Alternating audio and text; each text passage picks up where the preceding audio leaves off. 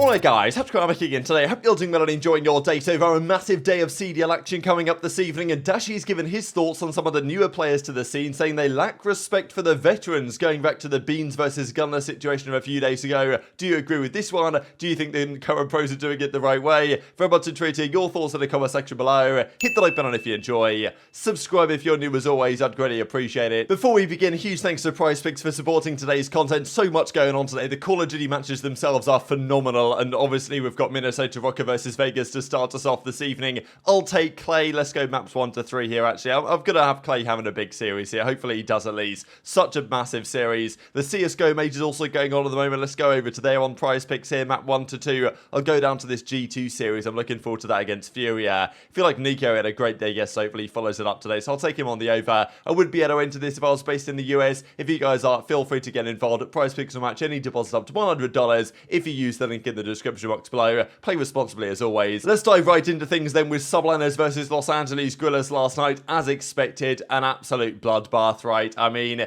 this is the thing. People complain about no skill gap in the league, and then you see series like this and you know what's going to happen before it's even begun. Subliners beat them 3-0, pretty comfortable. Game 1 was rough for Arcitys especially. Game 2, I've got to say, Assault had a sick 1v4 clutch here. This was legitimately a 1v4, as you guys can see on screen at this point. I think Assault got this first kill on Skies very shortly after 2 of his teammates went down, but he clutches this 1 versus 4. It looked impossible, actually, because Scump and Miles and everyone on the cast was like, yeah, this is over. Assault was creeping in. Both of them were looking his way on the bomb. He gets the first kill here, Assault, and then Kismet gets absolutely destroyed. The drop shot on the corner was disgusting, and Assault wins that round out of nowhere. So, you know, that's certainly going to, literally rounds like that, improve your stock to some degree, right? Because if they'd have dropped this series 3-0 as they did, and Assault and Arcitys were both pretty mediocre, then that's how it would have been. With Assault getting that 1v4, now people are like, oh, damn, maybe Assault deserves a spot more than Arcitys next year, and all this type of stuff. And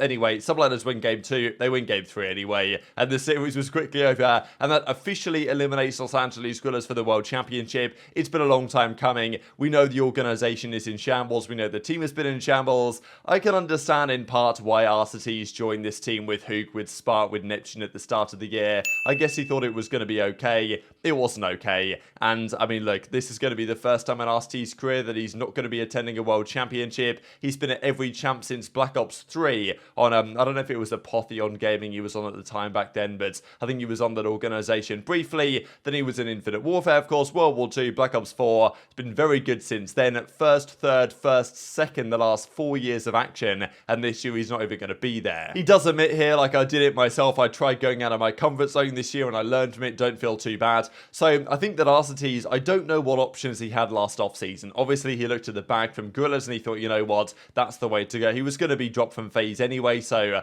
I don't know if it was Subliners or Surge or exactly what. I think he had a few offers potentially that he went for Guerrillas that I imagine he regrets now, and as he says, tried taking a different direction this year and I learned from it, completely 180 for the last couple of years, but I still believe I can and will win. Just got to let everything fall into place. So we'll see what happens next year. I don't know what's even going to be going on with this team next season, but RC certainly hasn't given a great account of himself over the last couple of months. Had a 0.6 in this series as well, so it was pretty brutal. But on the other side of things, Hydra goes negative and they win with everyone else absolutely frying. So good result for Subliners, but at this point in the season, these are the results that just happen with the teams towards the bottom. That we know they're chalked, they know they're chalked, and that's exactly what happens. A team that isn't yet chalked though, but is not too far away, is the Seattle Surge. Coach Phoenix says never easy losing like this. I mean, Phoenix and Seattle Surge, they haven't won a map so far. Yes, they played Toronto at OpTic, their 2 games, and they play another big one today, but there's 0 map wins, 6 map losses so far in this stage. So that's not exactly ideal when the World Championship is just around the corner,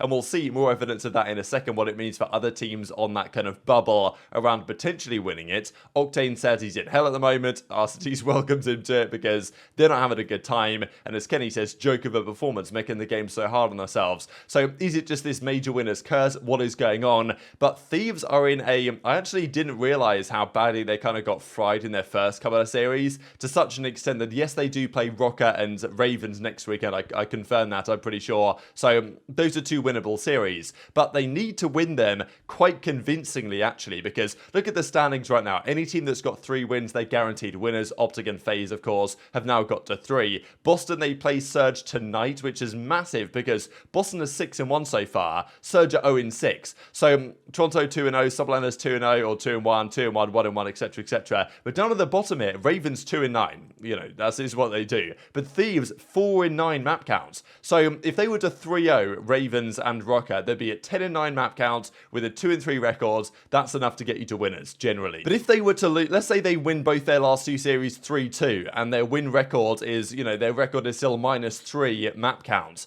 That's not necessarily going to be enough to win the tiebreakers. So they need to win their series against Rokkr in London pretty convincingly, and ideally 3-0 those series if they want to make winners guaranteed. Because if they don't, if they scrape past in those series, as you might expect them to on current performances, there's a good chance they lose out on the 2 and 3 tiebreakers here and fail to make it. So that's massive for them, especially when you've got Surge, obviously a decent enough team down there, but they haven't won a map so far. And this is very interesting when it comes to even the World Championship, because yes, Vegas are fighting Rokkr, but I feel like it's kind of been underrated how much Boston and Surge have been brought into this fight. Even there was a part in the video I'm about to share for you guys in a few minutes here between the OpTic guys, and they mentioned, oh damn, AG, that being Pred, is down there in the mix for not going to champs, right? Because have a look at this. So obviously the top 5 have qualified, but we've got Florida, who are still technically alive, but probably not for long. Vegas at 140, Rokkr at 160, so that's a 20-point gap.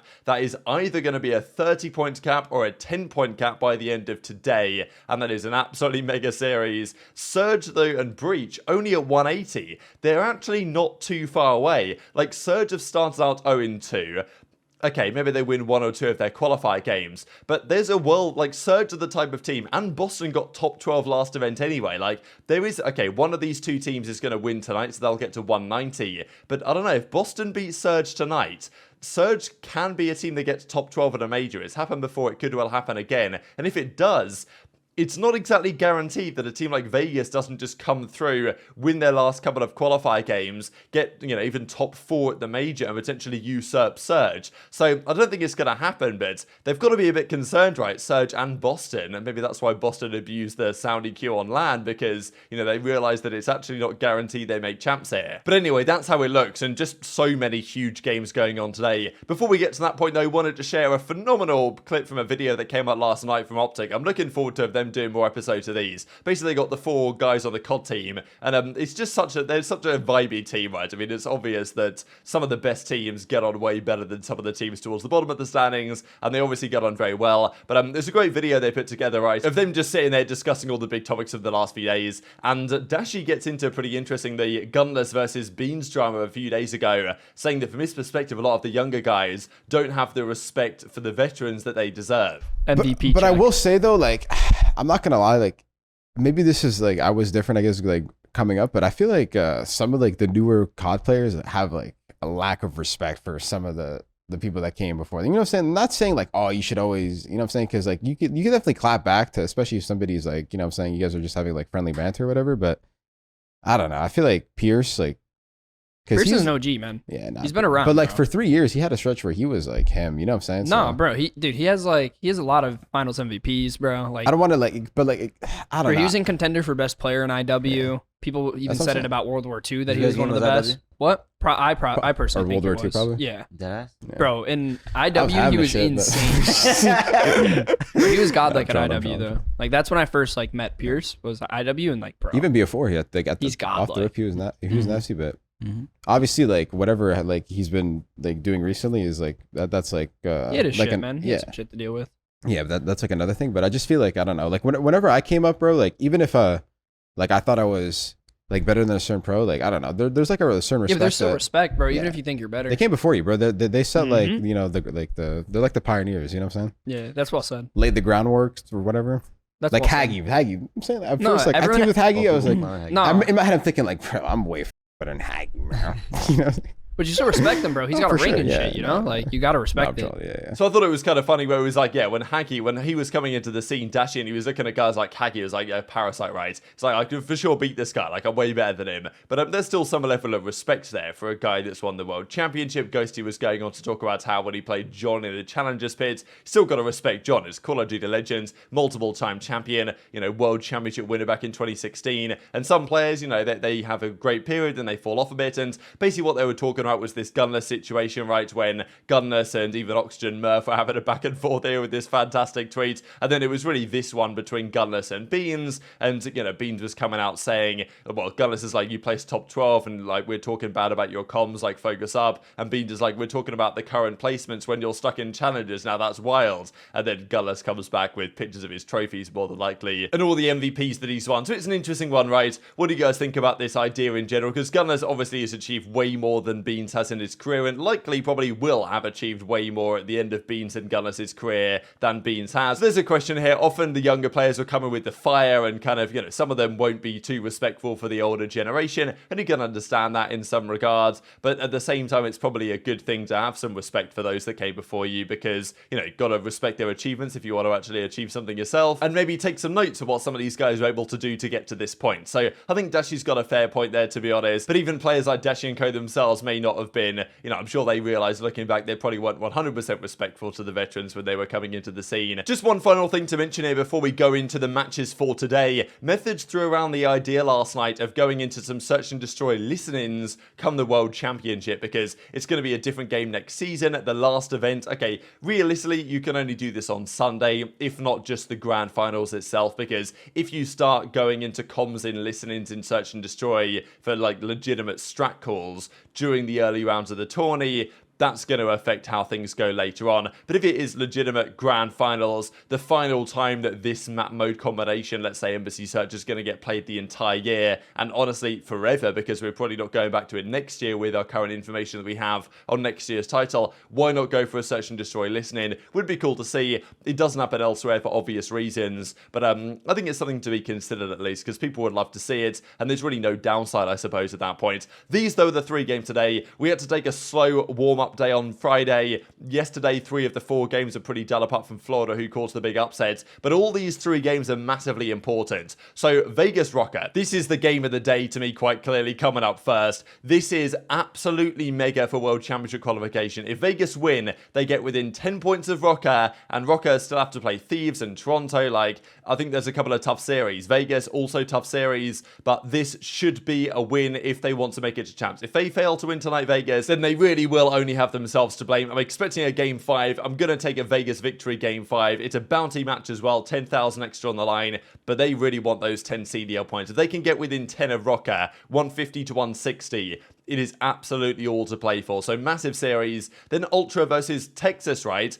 Arguably right now, Toronto are OpTic's closest challenger. Thieves look a fair bit off the boil. FaZe can never really compete with OpTic, and we don't know how good their respawn is going to be still against the absolute best of the best teams. Toronto have looked fantastic so far. I believe they're 6-0, 6-1 map count, so they've done very well as well. I guess I can actually just go back and look, right, because we did look at it a few minutes ago. Yeah, 6-1 map count here so far this stage. So they're looking very deadly. Very possible that they win this series. I hope another game 5. I might take an OpTic 3-2 in this one. I feel like they're marginally stronger, at least in this type of environment. We saw what happened though in the Major 3 grand finals when these 2 teams matched up. And then Surge Breach. This might look less important, but as I say, the winner of this gets to 190 and will feel pretty safe in the sense that they're going to make it to champs. And especially because Boston are starting in winners, probably if they win this, they will be for sure, then it's a different story, right? But if Surge lose this to Boston, and I think I might take them to, I'm going to take 3-2s across the board. I'm going Boston 3-2. Then, I mean, man, that really does make things really spicy. But very much enjoyed your thoughts in the comments below. Hit the like button if you enjoyed. Subscribe if you're new. Take care. And I'll see you next time. You know, because he said, like, Beans was out of pocket for, like, wait, didn't Pierce say that? Yeah. He probably deleted it, but I know TacticalRab's got it in a video somewhere. I know he does. He snipes, bro. Yeah, he snipes. It's The teal that guy's respectable. Fire, yeah, the teal that day was on fire.